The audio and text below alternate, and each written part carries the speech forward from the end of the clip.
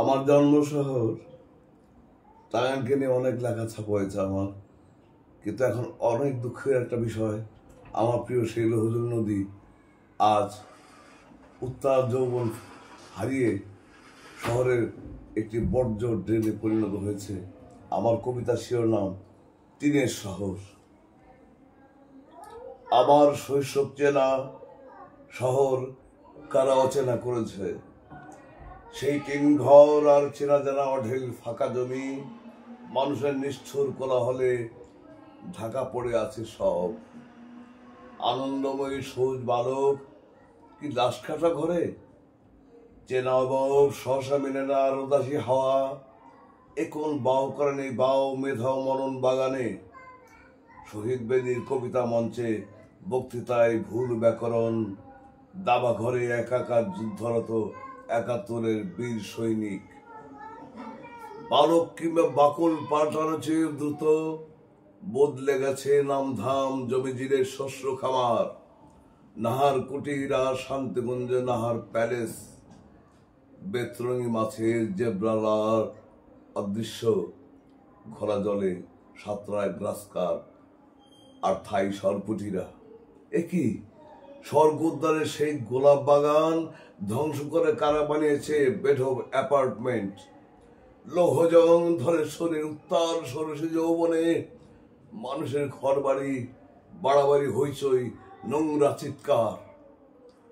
সাকরাইল থেকে গাড়ালে সেই বেলা ঘরে বাতাসেরা ফিস ফিস করে কি যেন বলে। চেনা অচেনার তুমুল তাণ্ডবে আজ জেগে গেছে আমার প্রিয় গ্রাম, ছেলেবেলা শস্য ক্ষেত, টিনের শহর, আমার প্রাণের শরীর লৌহজং নদী। আমি বীর মুক্তিযোদ্ধা, কবি, সাংবাদিক আবু মাসুম। এই বইটি বেরিয়েছে আমার কাব্য সমগ্র ১। এখানে আমার এই শহর নিয়ে অনেক কবিতা আছে। আর আমার প্রাণের লৌহজং নদী, সেই আমার চিরচেনা খাল, যেমন লৌহজং থেকে বয়ে গেছে অনেক দূরে, চারদিকে খাল ছিল, সেই খালগুলি আজ বর্জ্যে পরিণত হয়েছে। শুধু খাল নয়, আমার প্রিয় নদীটিও আজ এই শহরে একটা ভাগাড়ে পরিণত হয়েছে, একটা প্রতিগন্ধময় ড্রেনে পরিণত হয়েছে।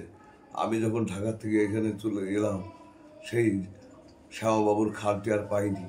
ছেলেবেলায় দেখেছি পাল তোলা নৌকো লৌহজং নদী দিয়ে সে শ্যামাবাবুর খাল পেরিয়ে অনেক দূর চলে যেত, সে করটিয়া ছাড়িয়ে অনেক দূর।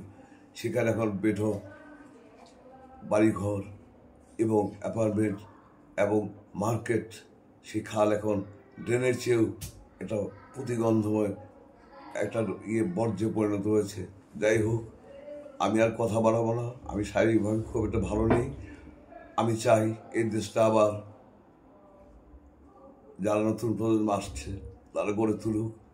আমি শেষ জীবনে শুধু এইটুকু দেখে যেতে চাই, আমার প্রিয় শহর, আমার জন্মশহর টাঙ্গাইল, আমার প্রিয় লৌহজং নদী, সেই প্রবহমান খাল, উত্তাল বাতাসে পাল তোলা নৌকো, আমার শেষ জীবনের যাওয়া।